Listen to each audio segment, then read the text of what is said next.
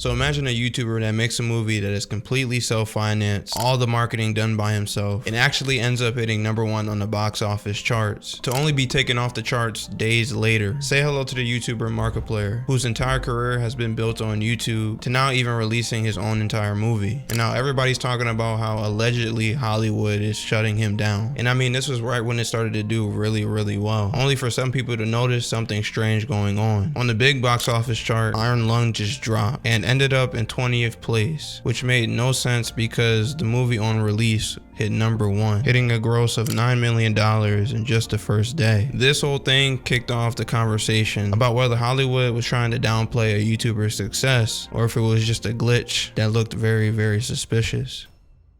Before we talk about the movie and the box office drama, it's important to understand who Markiplier is, because honestly that explains how a lot of this even happened. Markiplier, whose real name is Mark Fishback, I think I'm pronouncing that right, is one of the biggest gaming YouTubers on the platform. He's been around since the early 2010s, way before the TikTok era, and way before influencer became a normal word. He blew up mainly through playing video games, as I mentioned, being one of the biggest gaming YouTubers on the platform. I grew up watching him playing Happy Wheels, which is a crazy pull. If y'all know, y'all know. But he's mainly known for playing games like Five Nights at Freddy's, Amnesia, Outlast, all the classical horror games. He had over-the-top reactions and a really intense commentary with a mix of humor, genuine fear, and you know, a big brother type energy with his audience.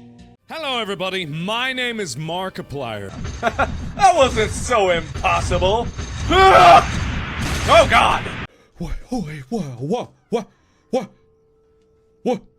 Hey, stop.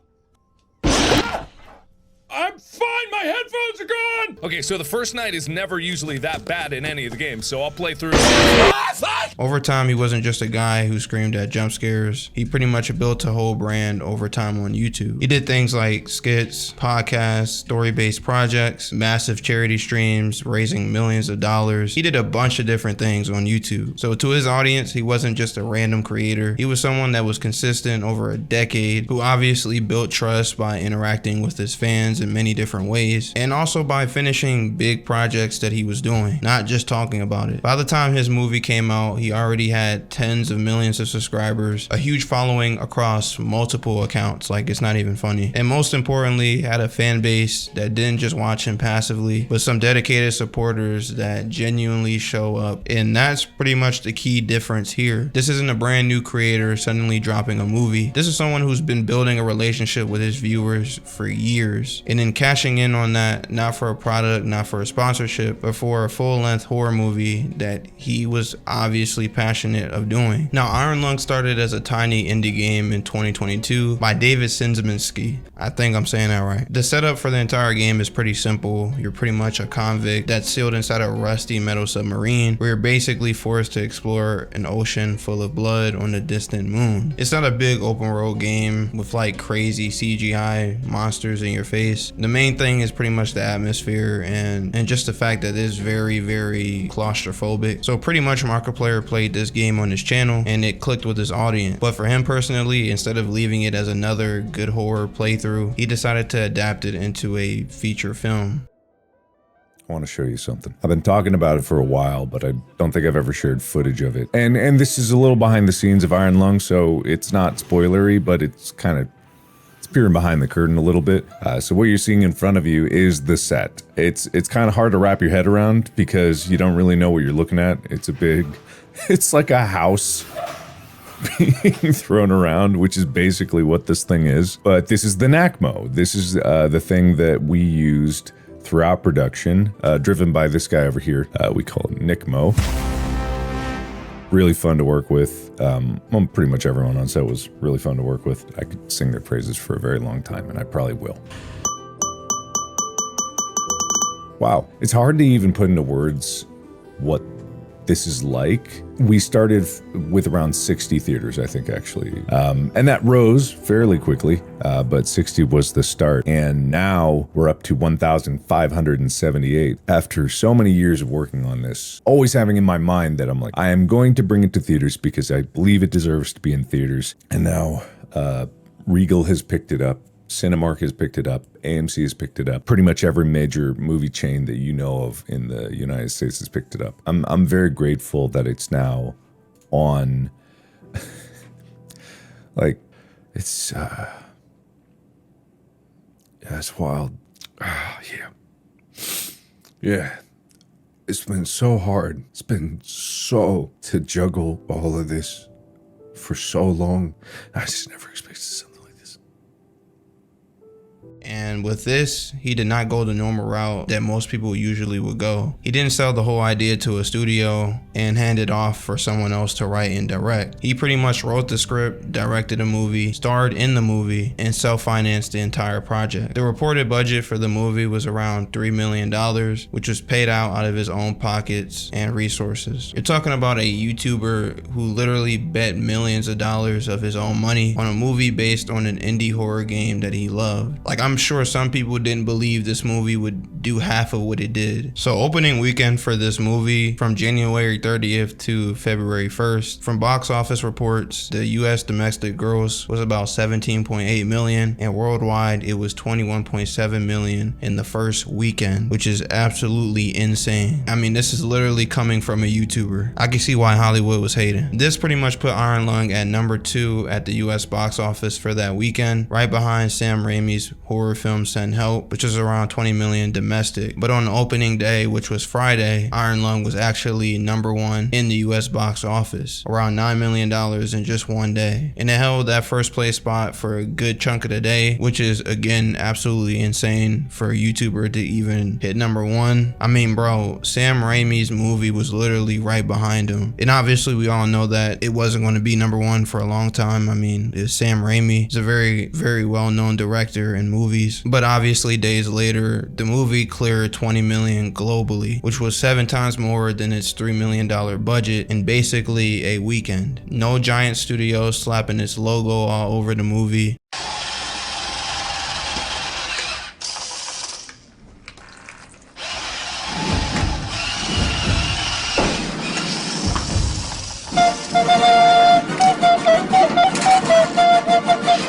Just the sheer reach of Mark's mouth, word of mouth from his other fans, and people actually showing up in theaters. There was tons of media outlets covering the entire thing because it obviously wasn't supposed to compete at that level. It literally sat in the same conversation as major studio releases. Like, I'm not even trying to glaze. I don't even watch horror movies myself. I haven't watched Markiplier since I was probably like 10, but you don't normally see this at all. But shortly after the strong debut it had, people started to notice something odd. On some major box office tracking sites, Iron Lung disappeared from certain charts for a short period of time, while other movies stayed the same during the weekend. But Iron Lung wasn't showing where its numbers said it should be. And this wasn't months after the fact. This was literally during the hype of the movie. For around 2 days, depending on the site, fans would check the charts and they see the usual top movies, but Iron Lung was either not listed at all, or for most people it wasn't ranked correctly. People online grabbed screenshots and started posting it all over social media, and then Mark pointed it out himself. So this is funny. This is on Friday, the box office numbers. I'm number 1, right? I milked it a lot. I said it. It was very funny. I knew that Sam Raimi's movie was going to pass me eventually by the end of the weekend, but I was like, haha, I'm number 1. But then I didn't see this yesterday, but here's Saturday's. So this is Saturday, right? I swear I was on this list, but Iron Lung isn't here anymore. There's no numbers for Iron Lung. They took me off the chart, and I thought, hey, maybe that's a fluke. maybe there's something wrong, but here's Sunday. I wake up this morning, which reports the day before's numbers. I'm gone. I'm not even above Hamnet. I'm nowhere. Zootopia's back up here. Avatar's up here. Melania's up here. I feel like I should just, like, maybe I'd be fine with here. I'd be fine with being on the chart.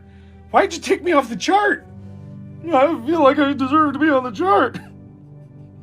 And obviously this is the part where the theory started to kick off. A lot of people thought they were trying to erase his win, and others like myself thought Hollywood was just trying to hide the fact that a YouTuber could actually pull something like this off. But after a couple days, Iron Lung was actually back on the charts, and for some charts it was actually in the correct position, which was around number 2. Some media outlets framed it as more of a technical glitch or some kind of data misreport, not necessarily intentional censorship. Now obviously we don't have a leak leaked email or recording of someone saying, take Iron Lung off the charts. Nothing like that has really ever come out. But I don't think the people who think censorship was the reasoning is far-fetched at all. There's always been this big stigma around Hollywood and the many things that goes on behind these movies that they produce. A self-funded, self-distributed film charting that high obviously threatens the idea that studios are an essential when making movies, which leads to the fact if someone has the right amount of money and the right amount of support, besides all the legalities that they may need like licenses, they could very well do the same thing that Markiplier is doing right now. And the fact that this happened right after the big success of the movie, and even with the fact that other movies were not affected, this kind of just speaks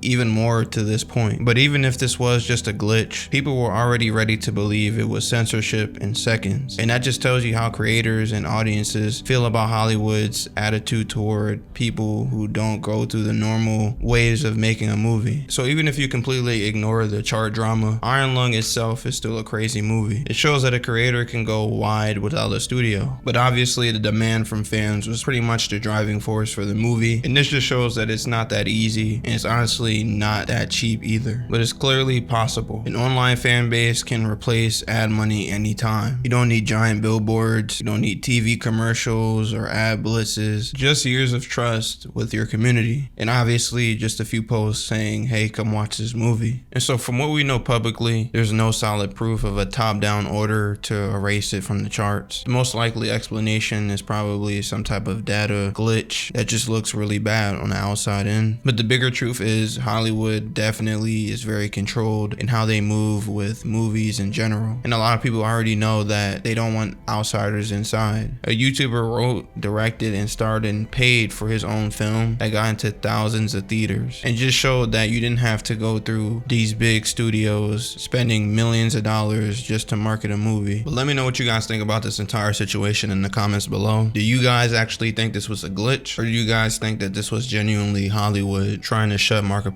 down? Make sure you guys leave a comment down below, like, subscribe, join the Discord link in the description below as well. And other than that, I'm out.